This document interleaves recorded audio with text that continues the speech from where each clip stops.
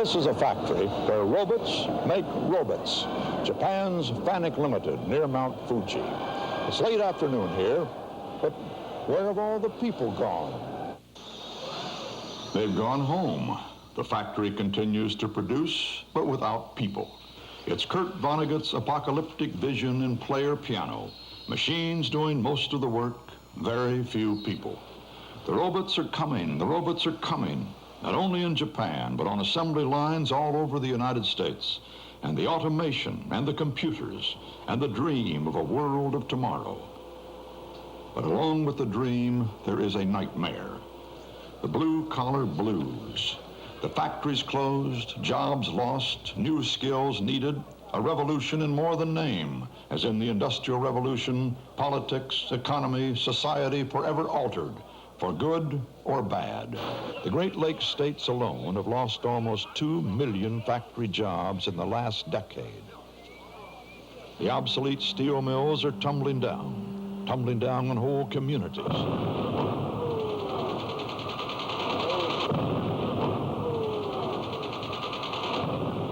1,500 steelworker jobs were lost when U.S. Steel's Ambridge, Pennsylvania plant closed in April of 1984.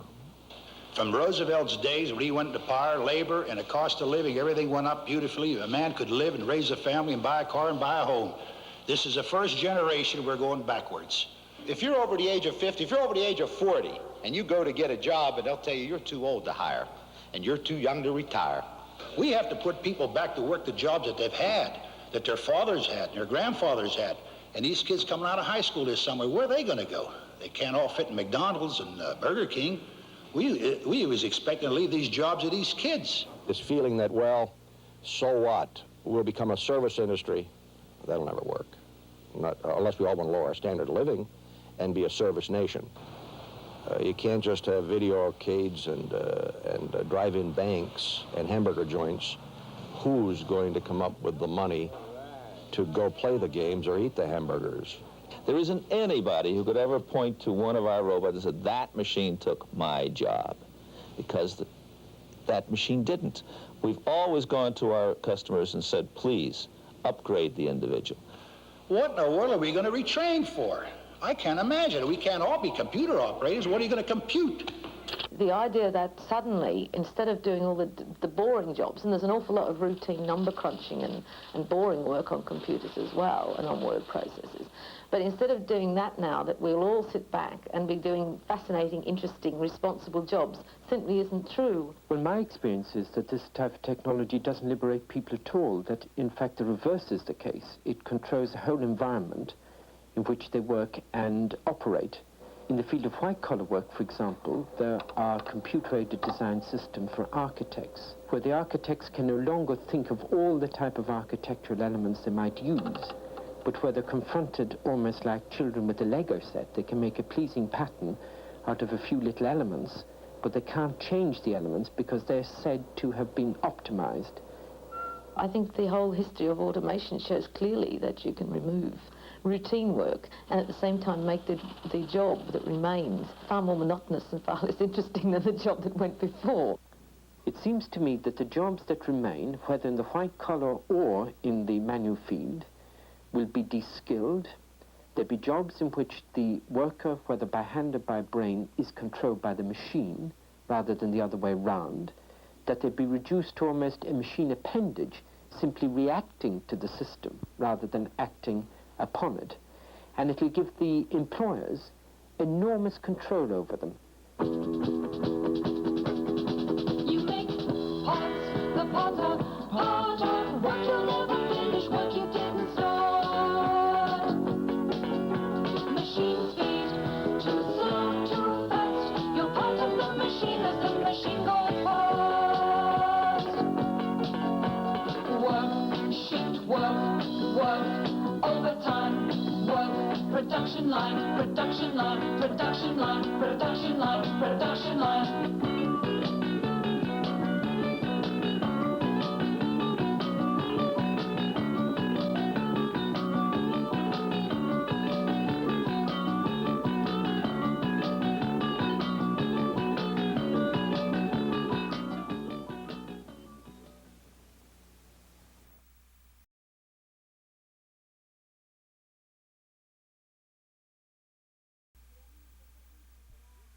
Ya hemos nosotros, ¿verdad?, analizado y gente que... We have analyzed the economic situations of the companies. económica y de las empresas. Hemos hecho... We calculated how much a worker earns in Mexico and how much he makes in the States. ¿Y cuánto gana Estados Unidos? Porque vamos a suponer nosotros Here, aquí we ganamos earn $4 a day. $4 diarios. There in the States, they make $5 an hour. $5 la hora. Minimum daily wage in the U.S. can buy 19 chickens. Sa isang araw ay ang mabibili nito ay 19 na manok. At ikukumpara natin sa Pilipinas. If we compare this with the Philippines, minimum wage here can buy only 3/4 of a single chicken. 3/4 na manok. The rule of the game seems to be if 50% of your manufacturing cost is labor in the United States, you either automate or you get out. The export processing zone idea is special. It's a piece of territory, an area of land under customs control, where, if you will, international things can go on without affecting the economy of the country.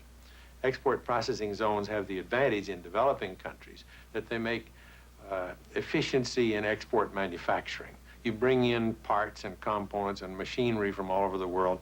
When you bring it into the zone, you don't have to pay duty. The red tape is much less. Then you can operate in a building in the zone. Around the world, there are probably 300 of them. The Bataan Export Processing Zone is just one of a half-dozen industrial zones in the Philippines. More than 50 countries now host offshore production manufacturing. Mexico began by opening its entire border with the United States to offshore assembly. The result, its Maquiladora program. Because of the nearness of the United States to Mexico, it became possible to have the management team on the U.S. side, together with its high technology and its high capital, living in a U.S. environment, and on the Mexican side, abundant unskilled labor. 20 years ago, when the maquila industry started, we started with the basics. We showed these people how to do assembly work, how to do soldering, how to do basic assembly, how to put a nut on a bolt. Maquila means you're subcontracting. You're doing something for somebody else. At the end of 1965, you had 12 in-bond plants in Mexico, employing approximately 3,000 people. By the end of 1983, you had 629 of these plants.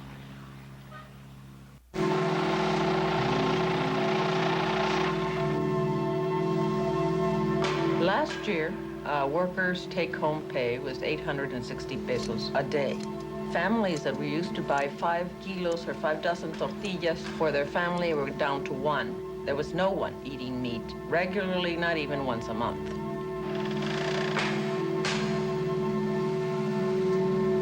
We had people buying eggs by the unit and milk by the glass, and this in order to keep up some of their strength. The maquiladora industry is expanding tremendously.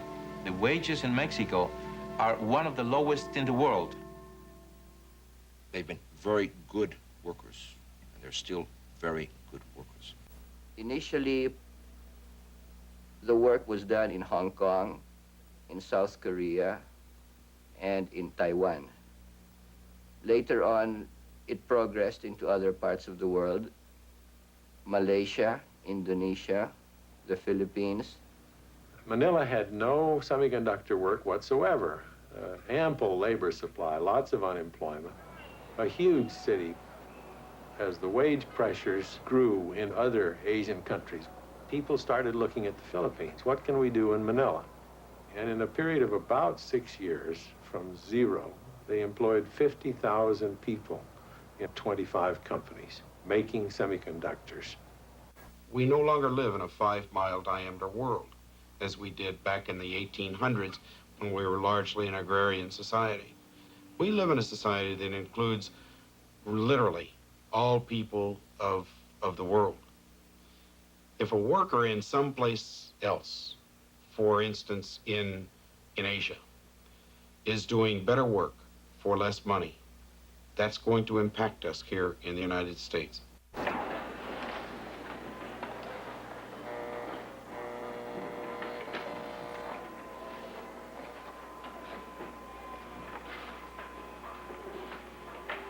Nung nasa loob pa ako, nasa second optical inspector ako, yung gumagamit ng high-power microscope. As an optical inspector, I used high-powered microscopes. It's very hard because for 8 continuous hours, your eyes are focused in this microscope.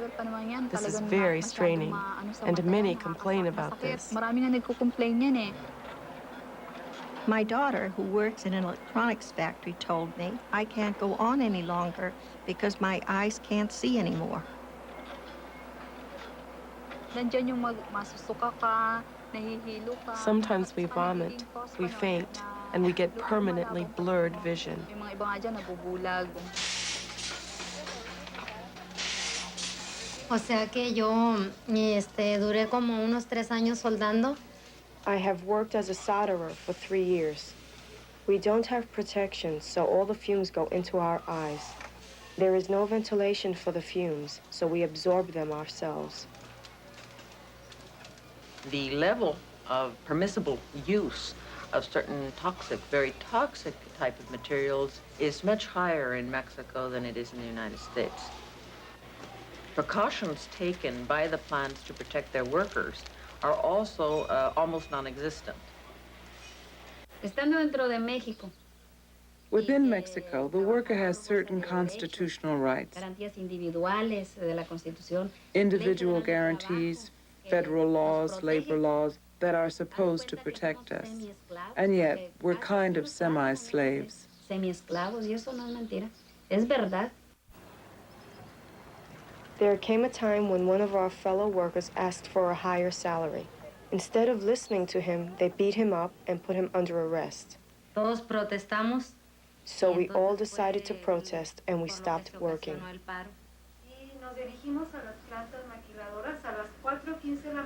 We went to the maquiladora factories at 4 o'clock in the morning. We didn't have enough cardboard to write on to tell people what the strike was about, so we wrote on our work aprons. We want an increase. This is a strike. Enough injustice. La compañera María Isabel Torres va a dirigirles unas palabras. Compañeras y compañeros, estamos conscientes 11 of the 12 maquiladora factories, including the giants Zenith and General Electric, were struck by more than 8,000 employees. que nuestro círculo es el verde, pero el del profesor Juan Francisco Nava. This was the first general strike in Latin America's export processing industry. American industry is not looking for, they're not looking for any giveaways. The people who are working in those plants, they're the ones that caused the problems in Reynosa. The same thing is going to happen in Reynosa that is happening here in Matamoros. And that is that those companies will simply leave. They will go someplace else in Mexico. A fuerza, ¿verdad? Unirnos todos. To win, we need to become a united force. If we don't help the Zenith workers, they won't be able to win, and then we won't gain anything either. Capital has internalized and organized at international level, transboundary level. The workers have to correspond to that internationalization of capital with the internationalization of labor organization. For a long time, we're going to see this offshore production and the international division of labor.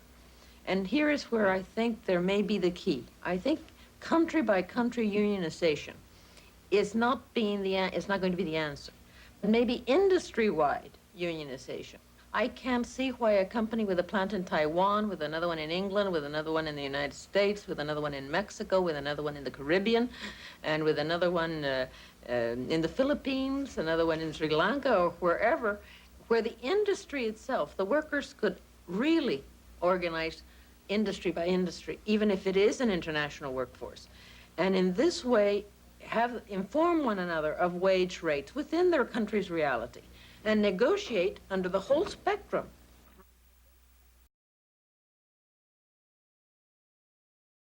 There's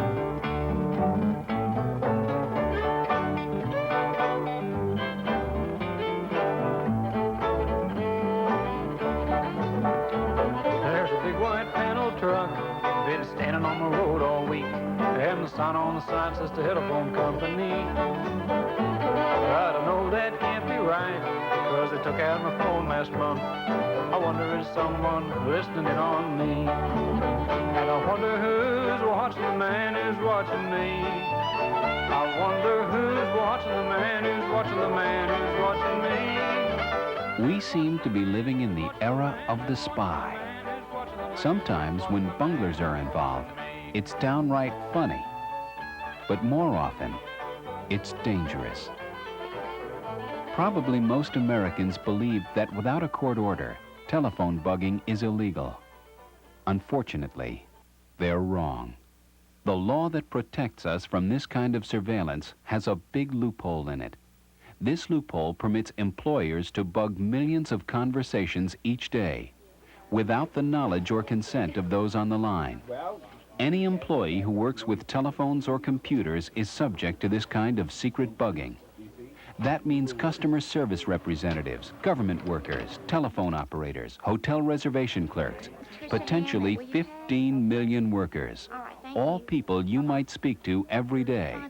And the bugging is not limited to them. It's also monitoring hundreds of thousands of phone calls of customers, citizens, calling the phone company for service or calling airlines for reservations, calling the whole, involving essentially the whole service industry and its relations with the American public.